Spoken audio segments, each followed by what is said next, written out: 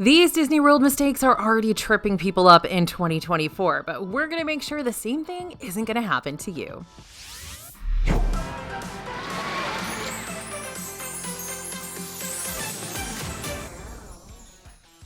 Hey everybody, it's AJ for Disney Food Blog. So the mistakes you make either before or during your Disney World trip can become this huge wet blanket across your entire vacation. And when you're spending thousands of dollars to make these lasting memories with your family, you don't have time to deal with anything that's going to dampen your days in the parks. So here's what we're going to do instead. We're going to address those mistakes before they become a problem, and that way you'll not only know how to handle them, but you'll be able to handle them so well that your family is going to be thoroughly impressed by you, which they already are, of course. Before we get started, though, this is one of our subscribers and readers and followers' favorite free planning tools that we have. So I wanted to mention it really quickly since some of you may be new here. Hello and welcome. Check out the QR code you see on the screen now or head to disneyfoodblog.com/DisneyPlans and pick up our free Disney World planning worksheets before your trip. We made these Disney World planning worksheets just for you so you can keep up with your must-do attractions and reservations and even your My Disney Experience passwords, all in one place. Okay, let's get started on these mistakes so that you do not make them. Number one is forgetting about virtual queues. Now, some of you who are new here are like, AJ, what in the world is a virtual queue? What are you talking about? This is sorcery and weirdness. True. Okay, it sounds funny, but it's not that difficult. Virtual queues can be accessed through the My Disney Experience app. That's the Disney World app. These allow guests to reserve a space in line for the most popular and newest park attractions. This space is referred to as a boarding pass or a boarding group. And in a nutshell, you get to wait in the ride line without having to physically wait in the ride line. It's a pretty nice setup as long as you actually can get the boarding pass. They book up real fast. Currently, you have to have a virtual queue to ride Disney's two newest coasters, Tron Light Cycle Run in Magic Kingdom and Guardians of the Galaxy Cosmic Rewind in Epcot. No boarding pass, no ride. Now, there is a fancy little caveat we have to tell you about because you can also purchase your way onto the ride with an individual lightning lane for either one of these. That'll help you bypass the virtual queue hassle altogether at a surge price per person per single ride through. It's going to cost you probably in the $15 to $25 range depending on the day. Now, we're not going to focus on individual lightning lanes right now. I just want you to know that they're there if you want them. We're going to focus on those virtual queues because they are going to be changing. In fact, they already have changed. And it's all because Park Pass reservations are no longer a thing for most Disney guests. Starting on January 9th, the need to get a Park Pass reservation to get into a Walt Disney World theme park vamoosed. They went away. You don't have to have them anymore for those with date-based tickets, which is fantastic.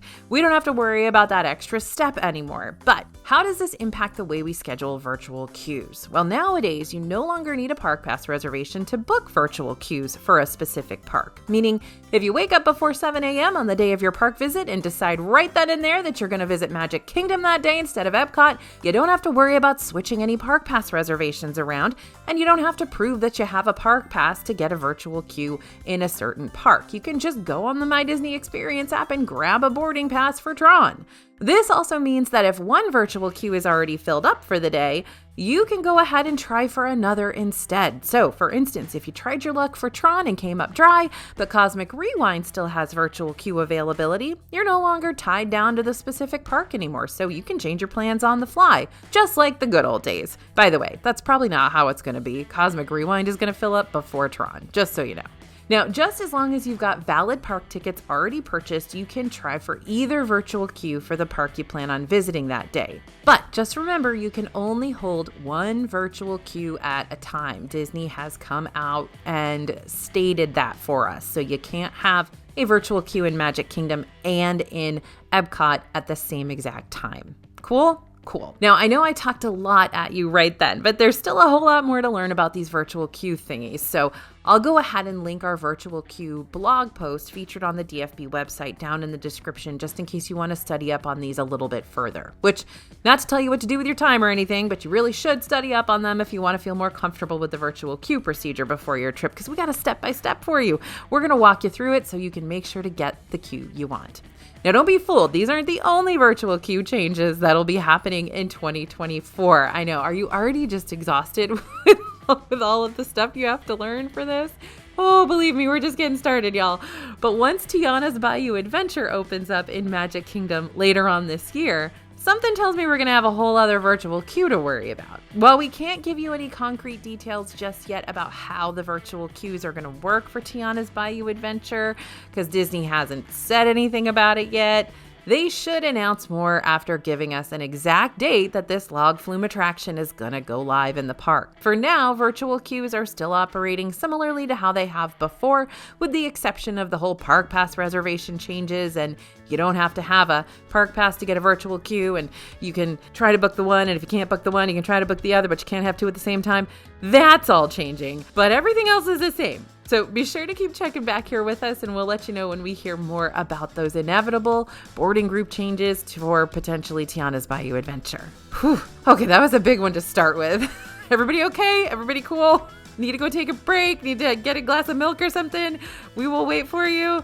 But we're going to dive right in to the next one. So I guess we will wait for you, but you have to pause the video and go get your milk and then come back. Okay, cool.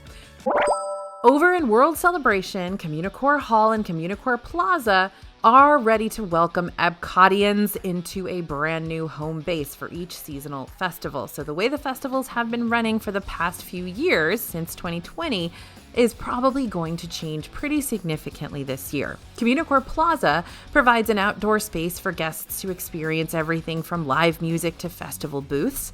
And inside Communicore Plaza is Communicore Hall, an indoor area where chefs can host demonstrations and artists can showcase art, and even more live music can show off with some virtuoso skills. So that's exciting, but you gotta stay in the know to make sure you're not hanging on to outdated strategies to help you figure out your future festival plans of attack. That's where we come in. Be sure to sign up for the DFB newsletter to stay up to date on all the different festival changes that we come across during the new year, because we're going to have a whole lot of new itinerary recommendations coming your way. If we get those seminars back, the seminars and demos from Food and Wine Festival of yesteryear, oh my goodness, you guys, it is going to be unbelievable and incredible. And we're going to have a lot more recommendations for you and a lot more plans for you, because those are must-dos. We absolutely adore that part of the festival. I hope it comes back, and I hope this is where it is. So yeah, I'll go ahead and link our DFB newsletter down in the description. It's completely free, low risk, no risk. Just sign up for it, and if you like it, great. We'll send you newsletters all the time about the latest news and the latest updates in Disney. If you don't like it, that's okay. Just unsubscribe, and we'll be sad. I mean, we'll probably cry, but we understand your choices. Moving on, the next mistake you do not want to make in 2024, assuming you can walk right into Disney's newest and most popular restaurants. Okay, I get this question all the time from folks who are new to Disney World and who are just kind of gobsmacked by the fact that they can't just walk into any restaurant and get a table. This is absolutely the case, especially those very, very popular restaurants, but during busy times, it can be the case at all the restaurants. If you're excited to dine at the brand new Summer House on the Lake in Disney Springs, or Shiki Sai Sushi Izakaya in Epcot, or even the up-and-coming Cake Bake Shop opening at Disney's Boardwalk Inn in the near future, that's great. Just don't forget to book an advanced dining reservation for these. Brand new restaurants, or even newish ones that have been around for almost a whole year, like Roundup Rodeo Barbecue and Hollywood Studios, even Space 220 that's been around for a couple of years, are near impossible to get into unless you make a reservation for them as soon as possible. ADRs can be made 60 days out before your park visit, and up to 10 days after that if you're staying as a Disney World Resort guest.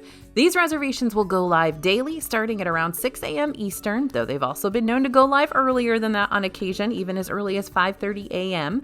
So now that you're thinking about it and it's fresh in your mind, pause everything you're doing right now, whether it be dishes or cleaning or yoga, whatever, and set your phone alarm for 60 days out from your trip, ASAP. Just do it right now. We'll just hang out. Okay, good. All right, great. Because this is going to be your best chance at securing a table at one of these new and swanky establishments. If you aren't able to snag an ADR for one of these new restaurants, don't stress, don't give up hope. Just keep on checking the Disney World website and the My Disney Experience app, because another group might cancel their reservation and free up a table just for you. And building off that, new restaurants are hard to book, but that's not it. It's not just new restaurants, some of those tried and true classic ones too that everyone who's anyone wants to try at least once.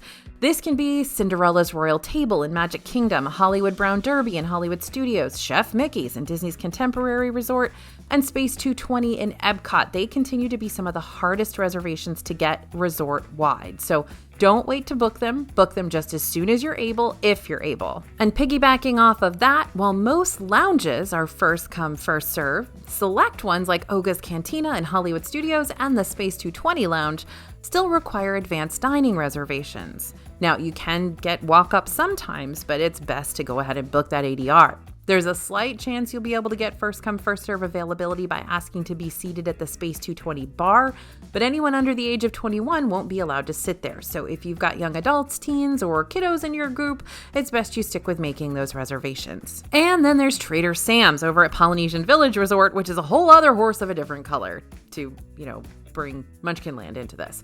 While Trader Sam's still has a walk-up wait list, you have to go over and physically put your name on the wait list by giving your name and phone number to the Trader Sam's host. You're not going to be able to snag a virtual spot off the My Disney Experience app for this one. Trader Sam's typically opens up each day around 3 p.m., but folks will start lining up to put their name on the walk-up wait list as early as 2 p.m. So if this enchanted tiki bar is a priority for you, which it should be, it's pretty great, make sure to chisel out some time in the middle of your Disney day to dedicate to this immersive spot.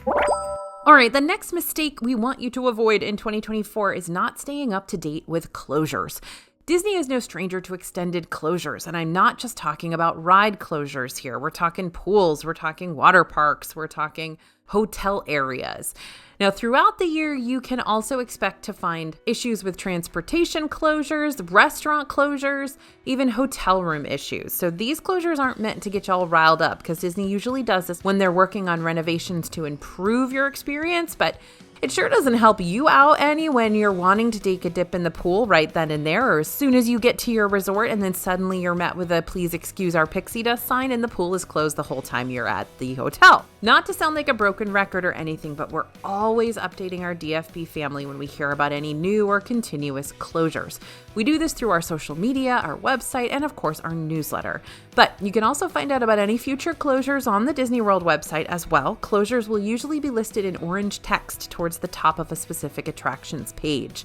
And don't forget about early park closures too. At certain times of the year, like during Magic Kingdom's nighttime holiday parties or specialty cast member celebrations or even corporate events where businesses decide to rent out an entire park for their company, then the Disney parks may have to close hours earlier than they normally do. Fortunately, you don't have to learn about these early closures at the last second.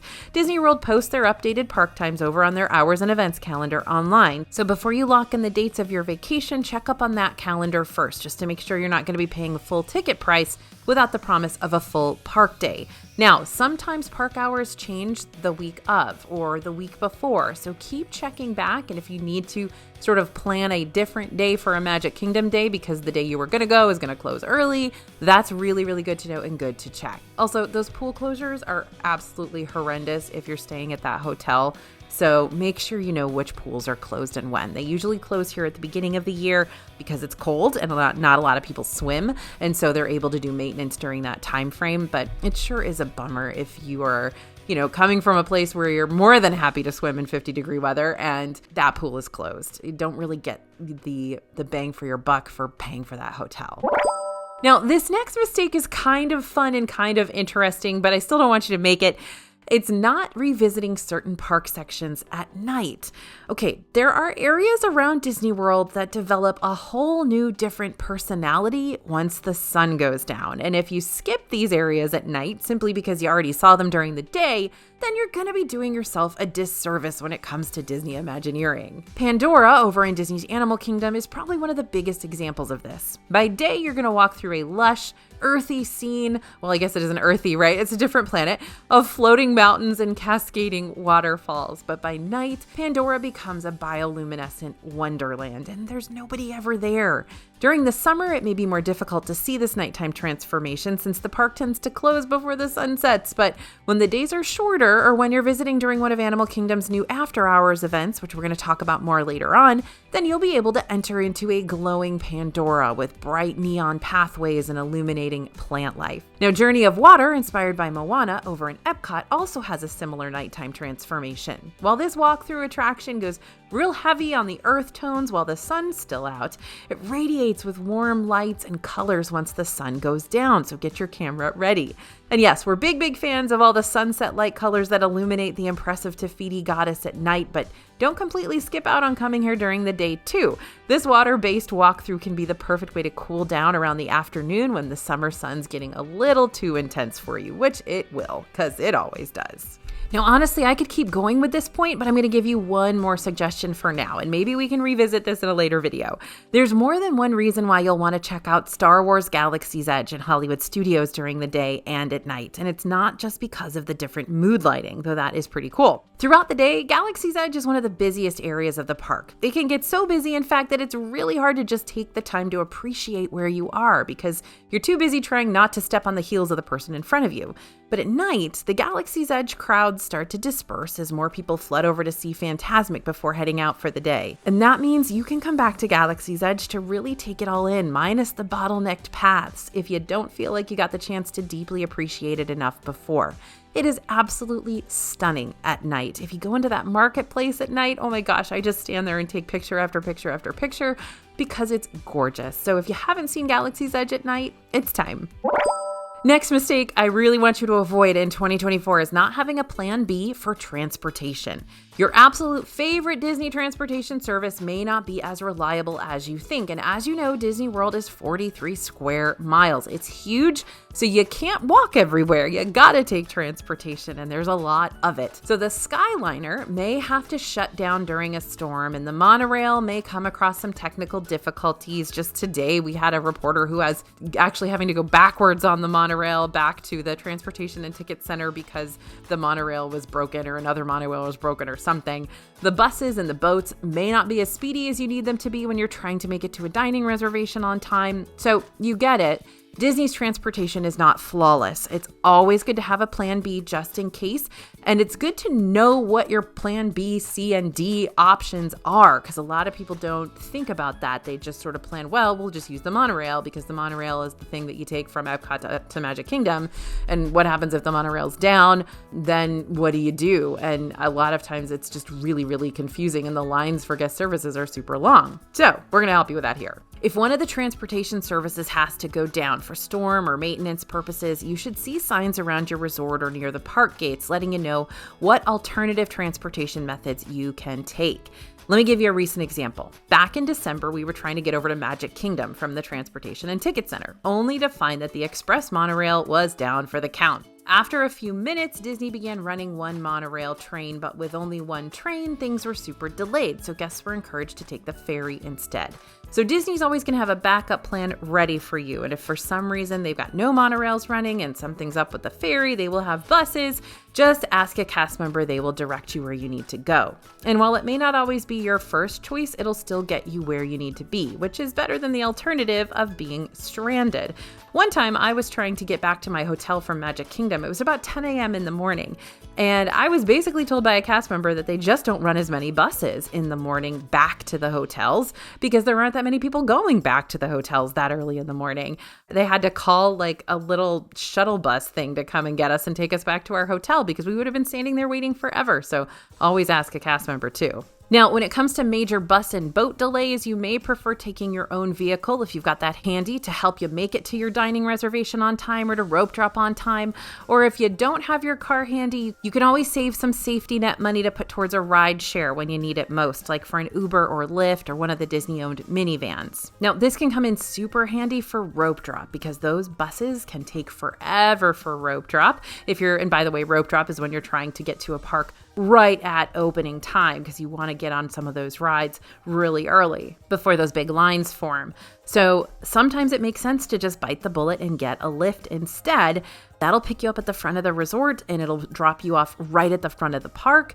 And that's just a magical thing, especially at Magic Kingdom. So you may not want to pay for a ride share when there's free transportation available for you as a Disney Resort guest, but don't forget that time is money in Disney World. And when you have to waste time just trying to get to where you need to go, you're also wasting that time that you could be in the parks or riding more rides and getting more bang for your ticket price. Speaking of getting the best bang for your buck ticket-wise, let's talk about that. There are a lot of ways to experience the parks, but not all of them will be the best fit for you and your group. So let's start with the basics and build from there. The bare minimum ticket you can get to visit Disney World is the standard date-based ticket. If you're planning on visiting more than one park during your trip, prices will start at $109 per person for any park.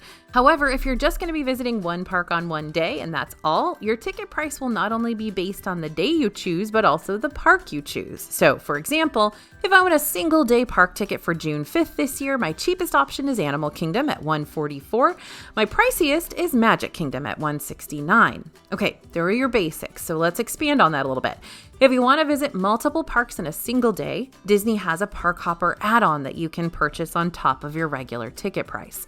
For the past couple of years, you've only been able to park hop to your second park of the day starting at 2 p.m. But on January 9th, those rules changed. Thank the Lord. So now you can park hop wherever you want to, whenever you want to. That is the sweet, sweet taste of freedom, my friends. We are so excited about that spontaneity coming back to Disney World. Now, while having the ability to park hop may sound appealing at first, especially if you've only got a limited time to explore the parks as is, it's not always going to be a necessary extra expense. After all, if you've got the time to enjoy each of the parks to their fullest during those 4+ day park vacations, for example, then it may not make sense for you to purchase a park hopper for every day of your trip. And yes, the park hopper will automatically be added to every single park ticket if you choose to buy it. You can't just pick which park tickets you want it for like you can with Disney Genie Plus. It's your whole trip or nothing. Now, let's say you want to hit up the parks when they're a whole lot less busy. You may be better off purchasing an after-hours ticket instead of a standard day ticket. Sure, you can buy both ticket types in a single day if you want to be in a certain park for as long as possible, but purchasing an after-hours ticket on top of a standard day ticket is gonna more than double the price of your visit, so picking and choosing one or the other may be preferable. But I'm getting ahead of myself. What are after hours? Okay, after hours happen on select nights throughout the year at each of the Disney World parks, giving you the chance to hang out for 3 extra hours after the parks close for everyone. Now, these are events you can buy a ticket for. Since the capacity for these events is limited, the wait times for popular attractions are going to be way lower during this time. Plus, you get ice cream bars and popcorn and soda included with the cost of admission, which is great. Now, these events are amazing. I absolutely love them. They're so empty that it's practically creepy a lot of the time. So, oh my goodness, if I can go to a park and ride everything I want to ride multiple times and not have to worry about the sun beating down on me and a bunch of crowds all over the place, plus I get free popcorn, sold. So prices for after-hours events are between $155 and $175 for Magic Kingdom and Hollywood Studios, and they're between $149 and $159 for Epcot, and $129 for Animal Kingdom. And don't worry about having to miss the nighttime spectaculars of the parks if you choose to do after-hours instead of a standard park ticket.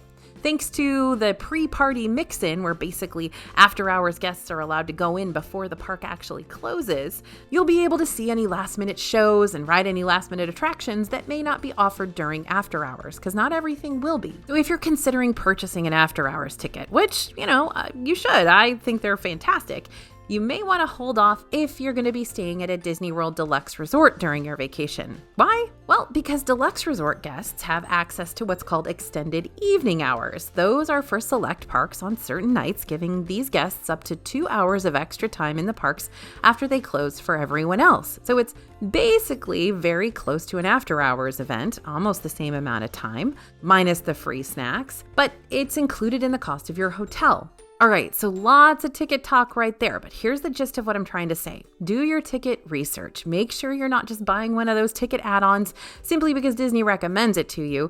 Make sure you really need it, and also decide, would you rather kind of do a day in the parks or do an evening or a nighttime in the parks when it's less crowded? It's going to be different for everybody, and you can discuss it with your family and figure out what works best for you. Okay, this next point, I absolutely love it. I think we've got so much incredible information packed into this section of the video, and it's not taking Disney's non-peak season seriously. I know that doesn't make any sense right now, but follow along. It will. You may know about Disney World's slower crowd seasons, but do you really? Okay, we are doing some serious research on Disney World's crowd seasons, and we've got a lot of data to share. Disney crowds are no laughing matter. They rack up the wait times for rides and quick service locations. They bump up surge prices to keep up with demand because remember now, Genie Plus, hotels, even food can be surge priced based on the demand and the crowds. So visiting Disney World during those seasons when the demand isn't nearly as high won't just help you avoid wasting away in lines all day, but also save you money in the process on tickets and hotels and Genie Plus and food. But here's the thing, Disney's crowd levels can be sporadic. One day the parks feel relatively empty and the next day, bam, suddenly It's a Small World is sitting at a 45-minute wait. By the way, don't wait for that. It'll be a walk-on later in the day, I promise. Luckily for you, we've compiled a list of dates that have had historically lower crowd levels so you can figure out when to plan your Disney World trip this year and next year without running into those massive crowds and spiked up prices.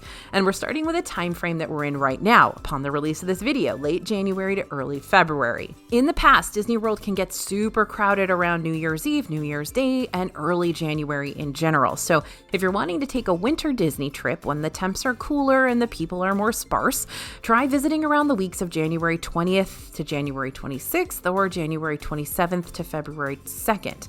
The further away from the holiday season you can get, the better, but you also want to be careful that you're not getting into spring break season because sometimes spring break starts in mid-February for some schools. And that can run into March and April. So if you want to avoid crowds and peak prices, mid-February to kind of April, those are difficult times to gauge how busy it's going to be. Instead, look for the more peaceful, breathable spring getaway. Try going the week of April 27th to May 3rd.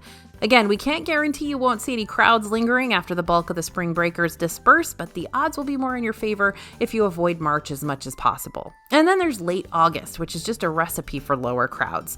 After all, mid to late August is when many schools start back up and parents don't want their kids missing out on the very first days back. It's also really, really hot. Nobody wants to go when it's that hot in Disney World, and you're getting right into hurricane season there. And so a lot of people are scared that if they book a trip to Florida during hurricane season, they're going to have to cancel it or there's going to be problems. So consider a trip around August 17th to August 23rd or August 21st to 27th in 2024. But make sure to avoid Labor Day weekend. The crowds do pick up during that short holiday break and can really take you off guard if you're not prepared for them. Finally, if you're wanting to experience Disney's not-so-scary season, lower crowds are more than likely going to happen in 2024 from mid-September to early October. Yep, this has been something we've seen historically for a while now, but we can also make this prediction just based on the ticket prices we're already seeing listed around this time of year on the Disney World website. Disney World has all their ticket prices already posted for 2024, though they are subject to change, as always. A good rule of thumb for predicting crowd levels is seeing just how expensive tickets can be for certain days throughout the year. The lower the ticket price, the more likely Disney's not too worried about the crowd levels, meaning you shouldn't be as worried about them either. Okay, I hope you enjoyed that section because to me that's just gold mine of information of like how to figure out if it's going to be crowded in Disney World or not. And we often put out on the blog also like the 10 best weeks to go to Disney World in 2024 or 2025. So be sure to check the blog for that too. If you're not already on the newsletter, jump on that newsletter. Now, this next one is hilarious, but I'm very happy to put it in here because some of you will love it. And that is only riding Star Tours once is a big mistake in 2024. It's time to stop overlooking one of the best Star Wars attractions in Hollywood studios. While Rise of the Resistance and Millennium Falcon Smuggler's Run have stolen the spotlight these past few years because they're prettier and they're more fun or whatever, Star Tours over in Echo Lake is getting an update that should be ready to go by this spring. The new version of the ride will feature scenes from Ahsoka, an original series you can watch now on Disney Plus, and it might get other new ride scenes too. Now, Star Tours may be considered as the outsider when compared to the newer Galaxy's Edge rides, maybe because it's literally outside of Galaxy's Edge. I don't know. But this 3D ride simulation does accomplish something that no other Disney ride can do. It can give you a new ride experience every time you get back on. Okay, I guess you can do that with Toy Story Midway Mania and Buzz Lightyear Space Ranger Spin because you're technically having a different ride every single time. But this ride is no effort fun. You just get to sit back and watch the different show each time. There are over 60 different ride combinations to experience, and you're bound to see new characters, new scenes, and new villain combinations each time you ride. Not to mention, Star Tours rarely ever has a line, which is a pretty big deal considering most rides in Hollywood studios have really, really long lines all day long. At the end of the night, you can literally get in line for this ride over and over and over again, just as long as your stomach can take it. And no, I'm not like on a Star Tours, promotional board or anything. It's just I'm excited that this ride's getting a little bit of love. Oh, and speaking of stomachs, do not forget that my favorite meal is now back since COVID took it away from us. Let's say you don't make any advanced dining reservations for any sit-down restaurants for your upcoming Disney trip. But when you actually arrive on property, you regret that. Well, I've got good news. There are still ways you can make those table service dreams of yours happen. First of all, be sure to check the dining tip board on your My Disney Experience app. This is going to show you what restaurants across the parks and resorts and Disney Springs shopping district still have last-minute reservations available or walk-up wait lists for you to join. Super, super important tip right there. And secondly, don't forget about this solid alternative to Disney's table service restaurants, the Disney Lounges. For the most part, Disney's lounges are open and available for all guests to eat, drink, and be merry on a first-come, first-served basis. They're totally okay for kids. They're going to be welcome to these locations. There's just a couple of places in Disney World where they won't be. Like after 8 p.m., I think Trader Sam's goes to 21 and over, stuff like that. But most Disney World lounges, your kids are going to be more than welcome to come in, eat, drink, and just have a great time. Depending on the lounge, you're going to get different kinds of food. Of course, it's just like any Disney restaurant or Disney hotel. Some lounges, like Nomad at Animal Kingdom and the Enchanted Rose at Grand Floridian, will only have limited options of apps and small plates when it comes to food, though these lounge bites can still be amazing. We love Nomad Lounge, so don't count them out. But other lounges, like Hollywood Brown Derby at Hollywood Studios and the Sanaa Lounge at Animal Kingdom Lodge, will actually offer the full menu of the restaurant that they're attached to. No reservations necessary. Okay, so when we're on the subject of lounge dining, I think now's the perfect time to bring up what I really want to talk about. And get ready because you're going to hear about these a lot for the rest of the year. My prime rib sliders are finally back at Cruise Cup Lounge. They are back. I'm not crying, you're crying. Okay, the prime rib sliders, which can be found at the Cruise Cup in Disney's Yacht Club, which I just told you, are my absolute favorite thing to eat in all of Disney World, but they straight up ghosted me for the past 3 years. Until just recently, when they suddenly returned to the menu, pretending as if nothing ever happened. I got some emails from you, my YouTube subscribers and viewers, letting me know they were back, and it was just the best day ever. And you know what? It's fine that they needed to take some time away. As long as they stay this time, I'm just happy that they're back, and I'm not even going to ask any questions. Like I said, don't underestimate what Disney's lounges have to offer because you might enjoy them even more than what a full table service restaurant can provide. Not to mention you'll have plenty of drink options to choose from. Just saying. Next mistake to avoid in Disney World in 2024 is giving up on Genie Plus. I can still remember how absolutely overwhelming it was for the whole DFB team when Disney Genie Plus first went live back in 2021. There was that brief moment when we all collectively swapped glances with one another and were like, will we actually be able to figure this out, or is it going to beat us? Fast forward to now, Disney Genie Plus may not be a service we need to use all the time, but it saved our hides more than once during those high crowd, high stress days. Not to mention, over these past few years, Disney's been working to update this system to make it easier for guests to use. In 2023 alone, we saw Genie Plus start offering free in-ride PhotoPass downloads on the day of purchase. We saw it switch to park-specific pricing, so you don't have to worry about paying as much for Genie Plus in parks like Animal Kingdom and Epcot as you will for parks like Hollywood Studios or Magic Kingdom. And we saw them add a toggle switch to the My Disney Experience app to show us which attractions actually have lightning lanes available to book instead of showing us a bunch of ones that don't. So they're not all scrambled together where you got to sift through them all and waste precious park time. And get this, more change is on the way. At least Disney has promised it. Right now, you have to buy Disney Genie Plus starting at midnight and book your Lightning Lane starting at 7 a.m. on the day of your visit. But back in May 2023, Disney stated that they're currently working on a way that guests will be able to book Lightning Lanes before the park visit, meaning less stressing over grabbing Lightning Lanes on the actual day. It's important to note, though, that Disney still hasn't revealed just when they're planning to implement this change, or what these pre-booking Lightning Lane procedures are going to look like once they do go live. We just know Disney wants them to go live sometime this year. I know, the suspense is killing me too, but we'll make sure to let you know once we hear more about this anticipated update. For now, be sure to check out our DFB videos dedicated to hacking the Genie Plus system in its corruptible mortal state, just to make sure you're getting your money's worth out of those future Genie Plus purchases for your trip. Now, the next thing you don't want to do in Disney World in 2024 is rely on Disney restaurants to never change. Sometimes Disney World restaurants do you dirty. Remember me saying that my prime rib sliders finally returned to Cruise Cup? Of course you remember, it was like 5 seconds ago. To be honest, I wasn't sure if they'd ever come back because when it comes to Disney's restaurants, change is inevitable. That's what I always say when people ask me about my favorite Disney restaurant, is I say the most consistent thing about Disney's restaurants is that they're inconsistent. And what you used to love back when you visited Disney 5 years ago or even 5 days ago may not still be around for you to order when you return. Even Chicken Guy at Disney Springs has betrayed us by cutting down their list of 22 sauces to a mere 10. Yes, you heard me right, 10. Goodbye, avocado crema, you were too good for this world. Now, worried about not being able to keep up with all these Disney restaurant changes? Okay, don't be, because we've already done all that for you.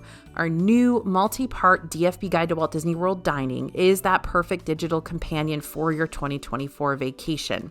In this guide, we're going to answer all your major dining questions. We're going to provide you with bonus reusable worksheets, hit you up with even more planning advice, and of course, let you know what major menu changes you need to know about. Be sure to grab your copy at dfbstore.com. Don't forget to type in code YouTube to save some money on your total guidebook purchase. Also, don't forget to keep up with our newsletter.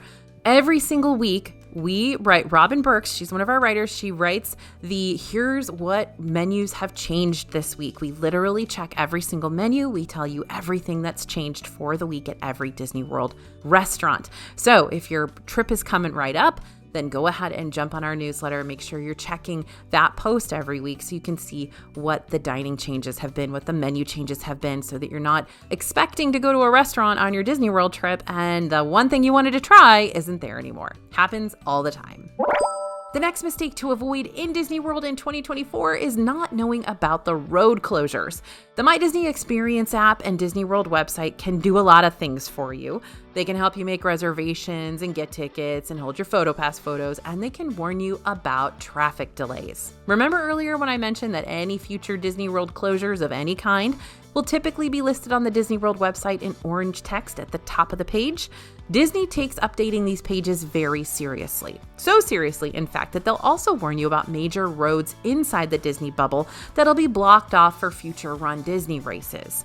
To find major road closure information, simply search the name of your Disney resort on the app or website, and on the resort's main page, there will be a highlighted area that'll show announcements regarding closures. If roads are closed, the announcement will sometimes come up as a push notification in your app as well. Disney hosts 4 Run Disney races through the year, so if you want to plan around potential road closures ahead of your visit, which you should, especially if you're planning on driving around the resort yourself, here are the remaining Run Disney race weekends you're going to need to be aware of in 2024. The Princess Half Marathon weekend will take place from February 22nd to the 25th. The Run Disney Springtime Surprise weekend is from April 18th to April 21st. And the Run Disney 2024 Disney Wine and Dine Half Marathon, part of the Epcot Food and Wine Festival, is going to take place from October 31st to November 3rd. So keep an eye on those and know when you're going to get into those traffic jams, because let me tell you, they are horrible. All right, so your Disney World trip may not be completely mistake-free. I mean, we're human after all. I make tons of mistakes when I go to Disney World. You guys know that. I tell you about them all the time. But keep checking back here with us, and we'll continue helping you make it as mistake-free as we can. And don't forget to download those free Disney World planning worksheets over at disneyfoodblog.com/DisneyPlans. Thanks for listening, everyone, and thanks for watching. As always, this is AJ for Disney Food Blog, and we'll see you real soon.